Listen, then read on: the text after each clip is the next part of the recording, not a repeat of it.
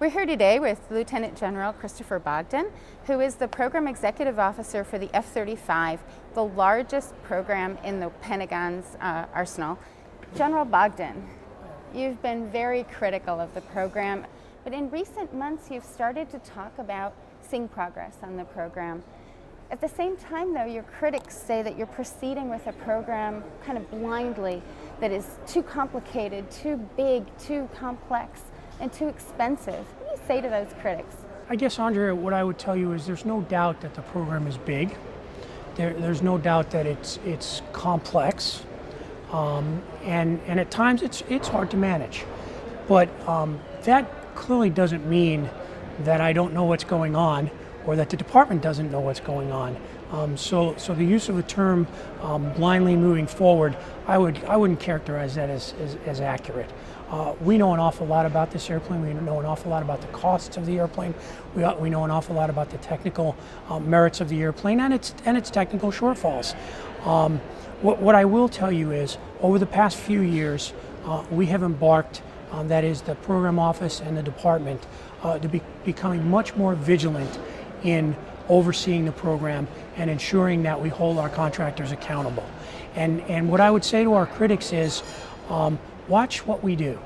Don't necessarily listen to what we say. Watch what we do, watch the results, watch the outcomes, and then let that help you decide and form your opinions as we move forward. Because I think we're starting to get a much better handle on the program today.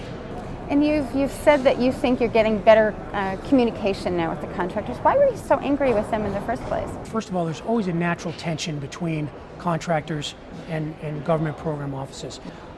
But what I saw in this program when I first got here was that natural conflict was adversarial almost. And you can't do business on a grand scale like that if you don't trust each other and you're not able to walk yourself through the differences. So again, what I would tell folks who looked at what I said 18 months ago, that was an accurate assessment 18 months ago. Not accurate for today. The communication between the program office and them is much more constructive now instead of destructive. So you've seen, you kind of summarized maybe quickly where the program is now. You're getting closer to the first initial operating use by the Marines. What do you see as the biggest challenges? Challenge-wise, getting to 2015, there's a whole lot of things that have to be put in place, not the least of which is the software on the program. And when I talk about software on the program for the initial capability, what I'm really talking about is our ability to drop weapons and hit what we aim, or shoot a missile and hit what we're aiming at. That software is in development and in flight test right now, very important. The other part of the software is what we call our fusion, where we take sensor information from the airplane and other airplanes and we put it all together so the pilot has what we call 360 degree situational awareness. Testing for those elements is going well. That doesn't mean that we won't find things in the future that we'll have to deal with, but they're pretty much on schedule for a 2015 and a 2016 IOC for the Marine Corps and the Air Force. South Korea recently said that they're moving toward buying 40 airplanes.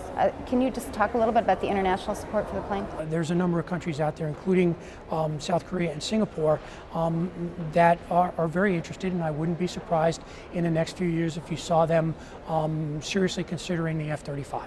Which is good for all of us because it drives the cost of the airplane down, it drives the whole infrastructure cost for everything down.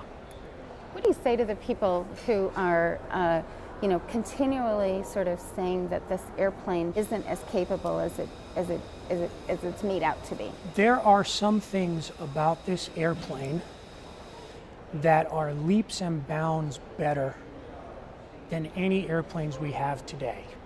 But there are also some things about this airplane that are about the same as airplanes we have today. Perfect example of that is the ability to turn tightly and pull G's. Okay, 30 years ago, that was a really important measure of merit for how good a fighter was air to air. I will tell you, in today's sophisticated air combat environment, it's far more important to see the enemy first and have him not see you, get off the first shot and then get away. It's The ability of this airplane to know what's going on around it when it comes to other airplanes and other threats, its ability to take that information in, give the pilot a very clear picture, and oh, by the way, give that picture to a lot of other people too who don't have the sophisticated sensors that we have. So it makes everybody in the battle space smarter. Okay? And until we get out there and prove that, folks are going to be naturally hesitant because that is a leap above what we have today. I'm Andrea Shalal-Isa, and this is Reuters.